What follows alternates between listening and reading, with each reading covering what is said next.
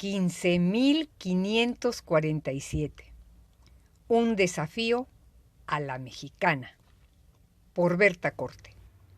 Segundo tiro, capítulo A, séptima parte. En Georgetown, Queensland, Australia, malas noticias, sufrimiento y expiación del dolor. Abril 27 de 2012. Después de una noche de incertidumbres, angustias y olvidos que me impidieron salir temprano ese día, por fin estaba lista para empezar a pedalear. Aún estaba en Georgetown y eran las 9 de la mañana. Tendría que desarrollar 148 kilómetros en persecución del grupo de ciclistas que me llevaba a 2 horas de ventaja. Antes de salir de Georgetown, traté de leer mis mensajes en el teléfono celular y noté que la batería estaba a punto de descargarse, a pesar de que la había dejado conectada a la electricidad durante toda la noche. Pero de seguro, al apagar el interruptor general del bar, la energía se escapó de la batería.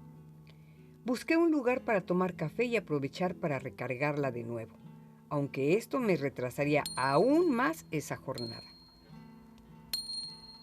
Cuando pude revisar mis mensajes y el correo electrónico, descubrí una noticia terrible que enviaba mi hija desde México. Mi sobrino Francisco Aníbal había fallecido. Pero, ¿cómo? Al leer en el mensaje la palabra falleció, mi primer pensamiento fue para mi tía Inés, la abuela de Francisco Aníbal, porque ella tenía más de 80 años y se encontraba en un estado de salud muy frágil. Pero cuando leí falleció Francisco Aníbal, mi corazón se estremeció de dolor. No podía creerlo. ¿Cómo Francisco, si solo tiene 23 años? Pensé, Dios mío, mi prima Yolanda, era su único hijo. Debe estar deshecha, devastada, volviéndose loca, sollocé. Yo lo estaría. Mi hija solo había enviado un mensaje diciendo que lo habían atropellado, pero no decía más. No me dio detalles porque incluso ella no tenía mayor información. Se encontraba en Tijuana, Baja California, al norte del país, en un viaje de trabajo, y el incidente había sucedido en la Ciudad de México. También me informaba en ese mensaje que Astro, mi otro hijo, iría al sepelio con mi prima Yolanda, su tía. Francisco Aníbal y Astro eran primos hermanos de la misma edad y siempre fueron muy unidos. Qué dolor para mis hijos también. Qué terrible noticia y qué tremenda desgracia. Empecé a llorar recordando que las últimas semanas mi sobrino Francisco había estado muy pendiente de mí. Publicó en Facebook varios comentarios echándome porras, emocionado por mi recorrido y a la vez me comentaba sus proyectos. De pronto, una idea terrible surgió en mi mente. Tal vez lo atropellaron mientras conducía su bicicleta.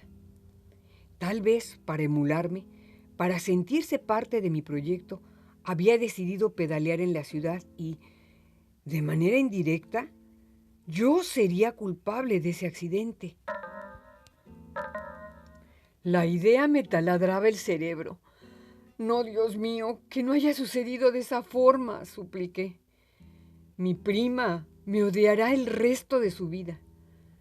Yo misma no me lo perdonaré jamás. En medio de mi llanto y sentimientos de culpa, sentí un dolor agudo en mi hombro por el pinchazo de uñas que me propinó una mujer. Era la encargada de la cafetería que me urgía. Aquí no se permite recargar el teléfono. Mi cara estaba descompuesta y en un mar de lágrimas, en sufrimiento evidente e incontenible. Pero le importó un comino a la mujer esa. Son gente de corazón duro en esas tierras. Sin ninguna consideración, me insistía que desconectara el enchufe. El teléfono logró una recarga por debajo de la mitad, pero ya no tenía tiempo para obtener carga eléctrica adicional en otro establecimiento. El día avanzaba con rapidez. Pensando en la fatalidad de lo sucedido, inicié mi jornada. Avancé decenas de kilómetros sin manifestar cansancio. Necesité solo 1 litro del agua y un descanso de 30 minutos para hacer todo el recorrido. A la mitad del camino hice un alto total para descansar. No podía asimilar la noticia sobre mi sobrino y avanzaba distraída, absorta en mis reflexiones. Olvidé las medidas de precaución acerca de los tráileres y sus conductores. Bajé la guardia ante algunos iracundos viajeros en las casas rodantes y olvidé por completo la existencia de los dingos. Me refugié a la sombra del toldo de una mesa de picnic en una de las áreas de descanso que apareció a la orilla del camino. Esta tenía buena infraestructura y hasta una letrina. Unos minutos después arribó al mismo lugar una mega casa rodante, así con mayúsculas porque era enorme. Tenía varios compartimentos que se desplegaban hacia los lados y hacia arriba como Transformer, erigiéndose en un verdadero edificio rodante. Un hombre hipergordo y pelón bajó de ese tráiler y empezó a caminar bamboleándose como barco en alta mar, dirigiendo sus pasos hacia donde me encontraba. En cuanto empezó a hablar, me di cuenta que le faltaban varios dientes. De inmediato lo critiqué en mi interior. ¿Cómo puede este hombre comprar una casa rodante tan ostentosa en lugar de arreglarse los dientes que son un desastre? Empezó a hacerme varias preguntas. Por ejemplo, ¿cuál era mi país de origen? ¿Cuántos años tenía? Si tenía familia en Australia y si estaba casada. Me pareció muy sospechoso. Vino a mi mente la advertencia del poli acerca de los australianos desquiciados que secuestraban a mujeres para hacerlas esclavas sexuales. Miré al sujeto con su panzota, marrano, mugroso, chimuelo y calvo, en una palabra, grotesco. Y dije para mis adentros, ¡zafo! Justo en ese momento escuché la voz de una mujer que, desde el interior del camión, gritaba a un hombre en inglés, de seguro el apelativo del panzón. Al mismo tiempo se abrió la puerta de la casa rodante y apareció una gorda colosal que no podía bajar del camión. De inmediato me imaginé no solo como esclava sexual, sino también como sirvienta de ese par de bodrios inútiles. ¡Ay! Rápidamente monté mi bicicleta, dije bye bye, adiós, adiós, y salí huyendo de ese lugar. Continué el recorrido hacia Croydon, el siguiente pueblo en el mapa y en la ruta del grupo ciclista. Eran muchísimos kilómetros sin rastro de civilización. Fue un trayecto entre paisajes melancólicos, ríos languideciendo, arbustos extenuados de calor y pastizales secos muertos por la sed. Solo las termitas sobrevivían felices en ese entorno, construyendo estructuras por doquier. Nunca antes había realizado 148 kilómetros en un solo día y todo podía suceder. Una pinchadura de llanta, un accidente, el ataque de un animal o de alguna persona. Pero luego pensaba en mi sobrino, en su muerte prematura, en mi posible culpa, y llegaba a la conclusión que, en mi caso, morir sería una liberación y no una angustia.